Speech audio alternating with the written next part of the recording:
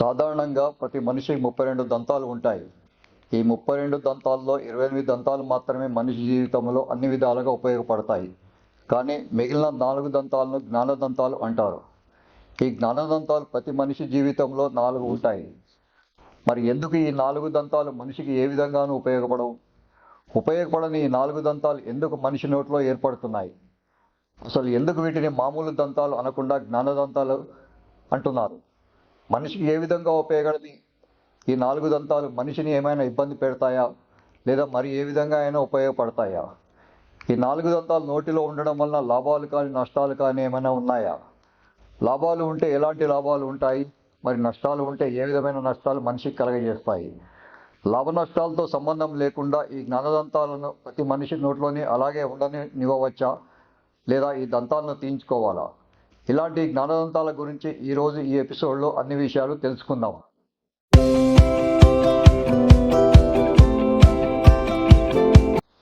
Welcome to dentistry today channel. I'm doctor Ippaturi Srikanth, dental professional.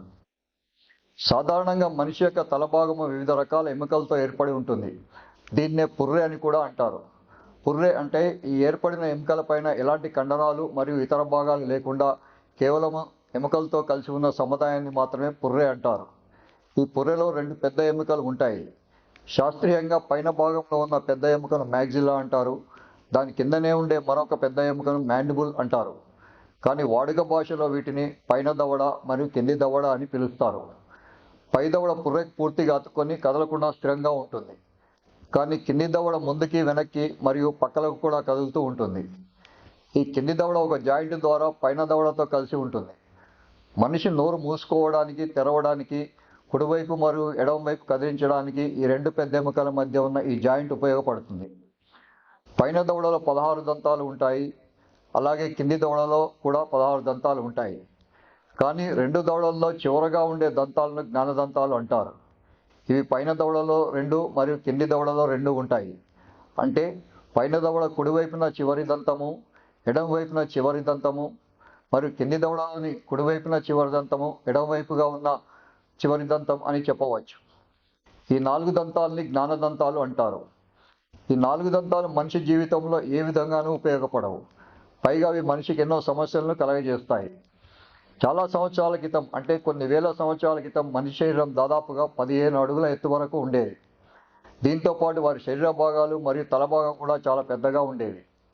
ఆ కాలంలో వారు అనుసరించే జీవన పరిస్థితులు కావచ్చు, వారి ఆహారపు అలవాట్లు కావచ్చు, వీటి వలన అప్పటి కాలంలో దవడల్లో వచ్చిన 32 పళ్ళు చాలా క్రియాశీలకంగా వ్యవహరించి వారు తీసుకునే ఆహారం నమలడానికి చాలా ఉపయోగపడేది. కానీ కాలక్రమంలో మనిషి జీవనశైలి మారిపోయింది మరియు వారు తీసుకునే ఆహార పదార్థాలను పెద్దగా ఎక్కువగా నమిలే అవసరం లేకుండా పోయింది. దీనివల్ల నమిలే దంతాల్లో చివరి దంతాలైన జ్ఞానదంతాల యొక్క అవసరం పెద్దగా లేకుండా పోయింది. అందుకని ప్రకృతి పరంగా ఈ భూమి మీద అన్ని జీవులలో వచ్చే మార్పుల్లో భాగంగా రాను మనిషికి ఈ చివరి దంతా అయిన జ్ఞానదంతాలు అవసరం లేకుండా పోయినాయి. ప్రస్తుత కాలంలో జ్ఞానదంతాల్లో ఆహారం నమిలే పరిస్థితి కానీ అవసరం కానీ అసలు లేనే లేదు. కానీ జ్ఞానదంతాలను జ్ఞానదంతాలని ఎందుకు అంటారు? మనిషిలో అన్ని శాశ్వత దంతాలు 13 సంవత్సరాల వరకే నోటిలోకి వస్తాయి. కానీ చివరి 4 దంతాలు అయిన జ్ఞానదంతాలు మాత్రం 15 సంవత్సరాల నుండి 20 సంవత్సరాల లోపల నోటిలోకి వస్తాయి. చాలామంది ఏమనుకుంటారు అంటే ఈ చివరి 4 దంతాలు నోటిలోకి వచ్చేటప్పుడు జ్ఞానాన్ని తీసుకొస్తాయని అనుకుంటారు. కానీ ఇది నిజం కాదు. అసలు విషయం ఏమిటంటే ఈ దంతాలు మనిషిలో 17 సంవత్సరాల వయసులో వస్తాయి కాబట్టి, అదే సమయంలో మనిషికి జీవితంలో కొంతవరకు మంచి చెడు ఆలోచించుకునే వయసు 17 సంవత్సరాల తర్వాత వస్తుంది కాబట్టి అందుకనే వీటిని జ్ఞానదంతాలని, ఒకవేళ ఈ దంతాలను తీసివేస్తే మనిషికి ఉన్న జ్ఞానం పోతుందని, ఈ జ్ఞానదంతాలను అలాగే నోటిలో ఉంచుకుంటే జ్ఞానం మనిషికి అలాగే ఉంటుంది అనుకోవడం కూడా పొరపాటు. ఈ 4 దంతాలు కేవలం యుక్త వయసులో వస్తాయి కాబట్టి వీని జ్ఞానదంతాలని చెప్తుంటారు. మనిషికి వచ్చే జ్ఞానం కానీ మీ దంతాలకు కానీ ఏ విధమైన సంబంధం లేదు. అయితే ఇంతకుముందు చెప్పినట్టు ప్రస్తుత కాలంలో జ్ఞానదంతాలు పెద్దగా మనిషికి ఉపయోగపడే అవసరం లేకుండా పోయింది. మరియు ప్రస్తుతం మనిషి యొక్క ఆకారం కూడా చాలా చిన్నగా అయిపోయింది.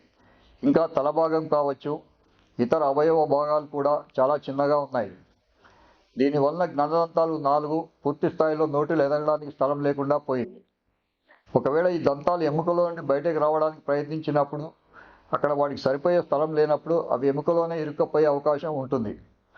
మరియు కొన్నిసార్లు ఈ దంతం కొంత భాగం మాత్రమే నోట్లోకి వస్తుంది. మిగిలిన భాగం రకరకాల కోణాలలో ఎముక లోపల ఇరుక్కొని ఉంటుంది. దీనివల్ల నోటిలో ఉన్న దంతం కొంచెం భాగం చుట్టూ ఉన్న చిగురు బాగా దెబ్బతినిపోయి మనుషులు తీసుకునే ఆహారం అక్కడ ఇరుక్కుపోయి మనిషికి చాలా ఇబ్బంది కలిగిస్తాయి. ఎందుకంటే ఈ జ్ఞానదంతాలు పూర్తి స్థాయిలో ఎముక నుండి బయటకు రావడానికి సరైన స్థలం ఉండదు కాబట్టి ఈ విధమైన సమస్యలు ఎదురవుతుంటాయి.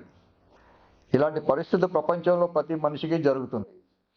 దీనివల్ల మనిషికి ఎన్నో ఇబ్బందులు వస్తాయి. ఆరోగ్యపరంగా కూడా ఎన్నో సమస్యలు వస్తాయి. ఇలాంటి సమస్యలు సృష్టించే జ్ఞానదంతాల వల్ల మనిషికి ఏ రకంగా కూడా వారి జీవితంలో మంచి జరిగే అవకాశం లేదు. మంచి కంటే చెడు ఎక్కువగా జరుగుతుంది. ఒక్క మాటలో ఈ జ్ఞానదంతాల గురించి చెప్పాలంటే వీటిని శరీరంలో అవశేష అవయవాలుగా పరిగణిస్తారు. అవశేష అవయవాలు అంటే శరీరంలో నిరుపయోగమైన భాగాలు అని అర్థం. ఈ జ్ఞానదంతాల వలన మనిషికి ముఖ్యంగా 5 రకాలైన సమస్యలు వస్తాయి. అందులో మొదటి సమస్య చిగురుకు సంబంధించిన వ్యాధి. మామూలుగా కింది దవడలో కావచ్చు, పైన దవడలో కావచ్చు, ఈ జ్ఞానదంతాలు నోటిలోకి వస్తున్నప్పుడు ఎముక పైన ఉన్న చిగురును చీల్చుకొని నోటిలోకి రావాల్సి వస్తుంది. ఆ క్రమంలో అక్కడ స్థలం లేక జ్ఞానదంతం యొక్క కొంత భాగం మాత్రం నోటిలో ఉంటుంది. మిగిలిన భాగం ఎముకలో ఇరుక్కపోయి ఉంటుంది. దీనివల్ల ఈ జ్ఞానదంతం చుట్టూ చిగురు బాగా దెబ్బతిని వాపుకు గురవుతుంది. కొన్నిసార్లు మనిషి తీసుకునే ఆహారం ఈ చిగుళ్ళలో ఉండిపోయి బాగా నొప్పి పెట్టి చీము పట్టే అవకాశం ఉంటుంది. అదే సమయంలో ఈ దంతం యొక్క చాలా భాగం చిగురుతో కప్పబడి ఉంటుంది. మనిషి పై దంతంతో కొరికినప్పుడు కింది దవడలోని జ్ఞానదంతం పైన ఉండే చిగురు కూడా నలిగిపోయి ఆ మనిషికి విపరీతమైన నొప్పి వస్తుంది.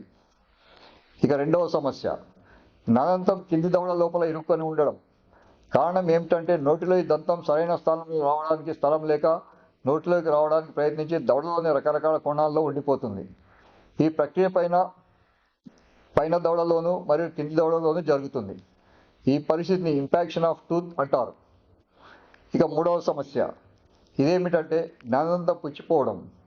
ఈ సమస్య ప్రతి మనిషికి దాదాపు తన జీవితంలో ఎప్పుడైనా ఎదుర్కొంటాడు. జ్ఞానదంతాలు ఇంతకుముందు చెప్పినట్టు దవడల్లో వివిధ కోణాల్లో ఉండి కొత్త భాగంలో నోటిలోకి వస్తాయి. ఇప్పుడు ఆ దంతాన్ని అన్ని దంతాలలాగా రోజు శుభ్రం చేసుకోవడం చాలా కష్టం. మనకు తెలియకుండా చాలాసార్లు ఈ దంతాలు బాగా పుచ్చిపోయి చాలా నొప్పిని కలుగజేస్తాయి. ఇక నాలుగవ సమస్య ఏమిటంటే కొన్నిసార్లు ఈ జ్ఞానదంతాలు అడ్డంగాను మరియు వివిధ కోణాల్లో దవడల నుండి బయటకు వచ్చి పక్క దంతాలపైన తీవ్ర ఒత్తిడి కలిగించి ఆ దంతాలను పూర్తిగా లేదా కొత్త భాగం నిర్మాణపరంగా డ్యామేజ్ చేస్తాయి. దీనివల్ల ఆ మనిషికి తీవ్రమైన నొప్పి వస్తుంది.